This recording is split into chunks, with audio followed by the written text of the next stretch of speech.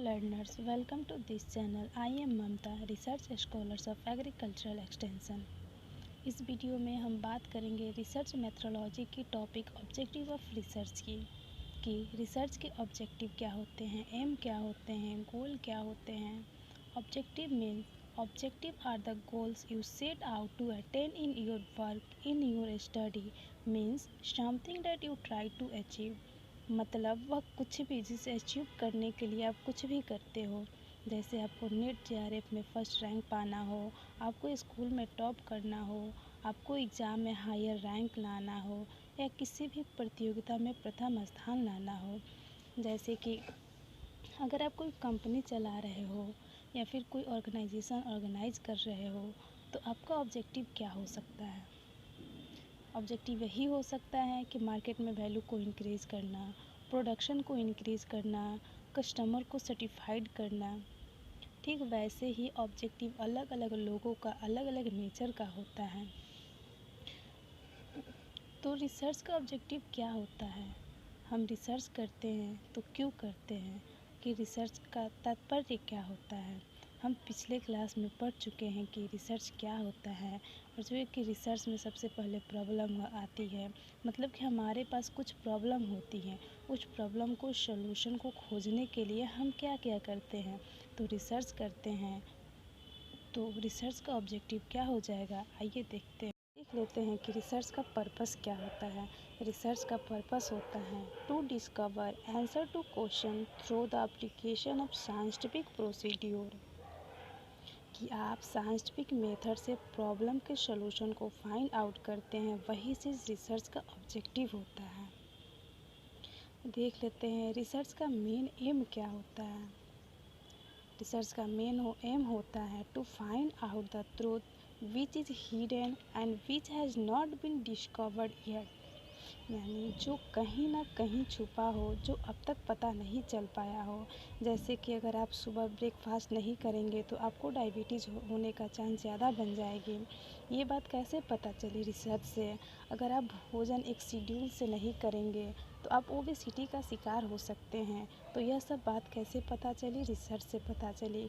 यानी जो चीज़ें हिडन थी, अननोन थी, वो अब डिस्कवर हो चुकी है, नोन हो चुकी हैं. यह रिसर्च का मेन ऑब्जेक्टिव होता है.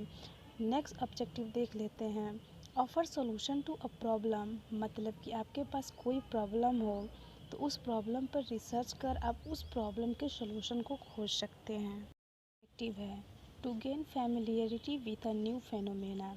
यानी रिसर्च करने से कुछ नई चीज़ें आपको पता चलती हैं. Next to develop new insight into a phenomena. यानी जो चीज़ें पहले से पता है उसमें नई इंसाइट मिलती हैं. जैसे हमारे पास ऐसे काफ़ी चीज़ें हैं जिसे हम वैसे ही लेते हैं, वैसे ही देखते हैं जैसे वो हैं.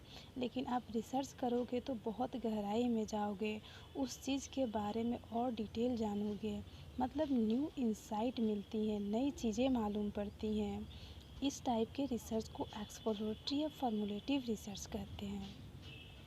नेक्स्ट है to review and synthesise the existing knowledge. मतलब ऑलरेडी जो हमारे पास नॉलेज है, एक तो उसका रिव्यू हो जाता है कि अब तक हम जो कर रहे थे वह सही था या नहीं था.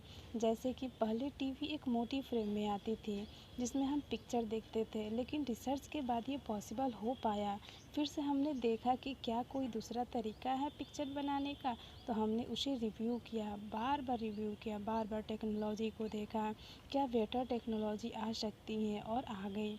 और जो एग्जिस्टिंग हमारे पास तरीका था पिक्चर दिखाने का, उसको हमने और बेटर कर दिया.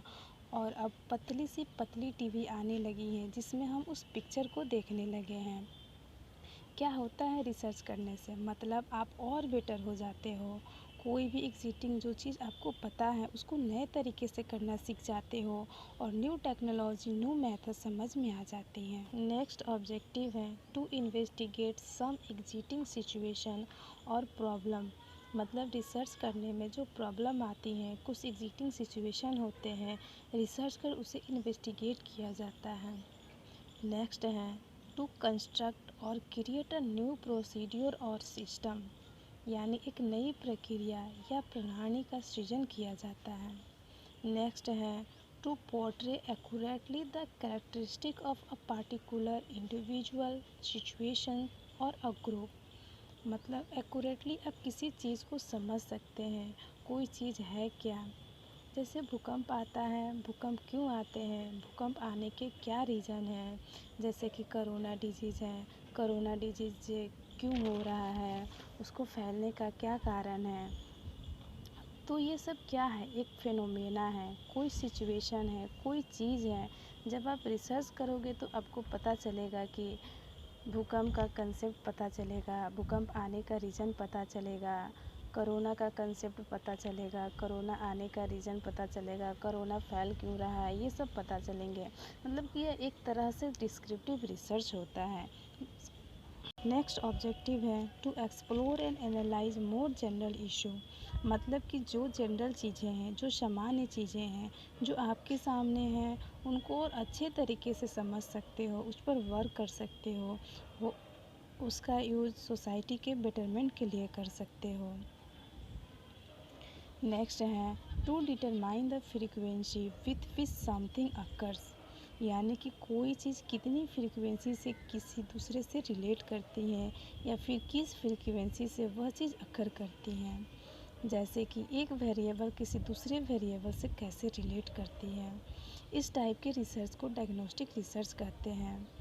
मतलब कि जहाँ पर किसी चीज़ को डायग्नोस करता है, आइडेंटिफाइड करता है कि कौन चीज़ किसी से कितना रिलेट है। नेक्स्ट है to test a hypothesis of a causal relationship between variable. मतलब कि इसमें कॉजुअल रिसर्च आता है। रिसर्च में हम मेनली जानना चाहेंगे कि उसका इफ़ेक्ट क्या होगा। जैसे कि हम कोई प्रोडक्ट बनाते हैं, तो अगर हम प्रोडक्ट के पैकेजिंग को चेंज करते हैं तो क्या कोई कस्टमर हमारे प्रोडक्ट को खरीदेगा। इस प्रकार हम प्रोडक्ट के पैकेजिंग और परचेज के कॉजुअल रिलेशनशिप को आइडेंटिफाइड करने की कोशिश करते हैं। इस टाइप के रिसर्च को हाइपोथेसिस टेस्टिंग रिसर्च कहा जाता है। नेक्स्ट ऑब्जेक्टिव है टू जनरेट न्यू नॉलेज। मतलब कि किसी चीज़ पर रिसर्च करने से न्यू नॉलेज आपको मिलती है। Thank you. आई होप कि आपको रिसर्च की ऑब्जेक्टिव समझ में आ गई होगी। फिर मिलते हैं नेक्स्ट वीडियो में।